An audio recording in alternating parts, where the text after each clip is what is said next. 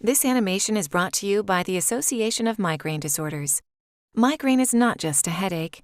It's a complex neurological disease that impacts more than 1 billion people worldwide. You can learn more about migraine at www.migrainedisorders.org.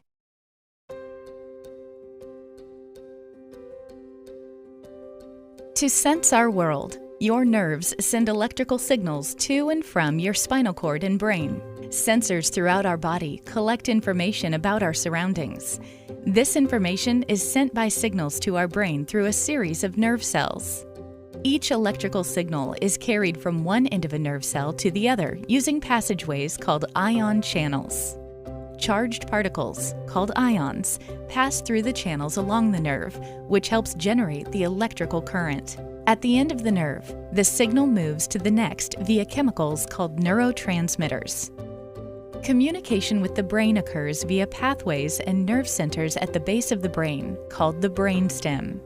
The brainstem helps control sleep, heart rate, and breathing. Migraine is a disease where one or more parts of this communication system does not function properly. Many sections of DNA, called genes, program ion channels, neurotransmitters, and other structures that support these nerve pathways. In some with migraine, inherited changes to genes, called mutations, can cause the communication system to become hypersensitive. Most mutations do not directly cause migraine, but, in combination, may explain why there are so many forms and symptoms of migraine disease. These mutated genes affect the function of other parts of the body. As a result, people with migraines may also have anxiety, depression, epilepsy, hypothyroidism, irritable bowel syndrome, pelvic floor pain, fibromyalgia, Sjogren's disease, and others. Each attack typically has 3 or 4 phases.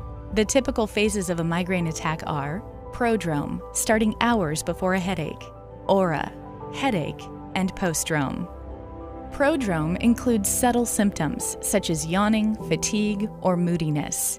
Experienced only by some, auras may be short-term visual changes, such as flashes of light, zigzags, or blind spots. Auras can also include numbness, confusion, vertigo, or even muscle weakness. Pounding headaches may occur on only one side of the head, often lasting 4 to 72 hours. Other possible symptoms include light and noise sensitivity or nausea.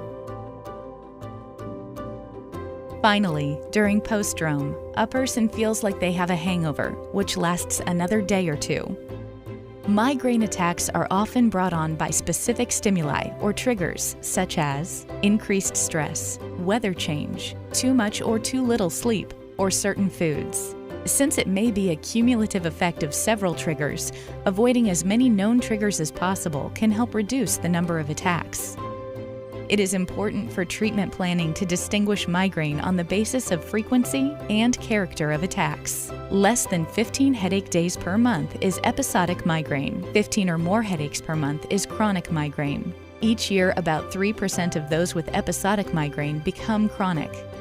This worsening of symptoms may be due to changes in hormones, as well as cumulative effects on the nervous system from years of migraine attacks. While migraine is rarely deadly, it is an invisible disease that can steal years of quality time. For more information about migraine, visit migrainedisorders.org.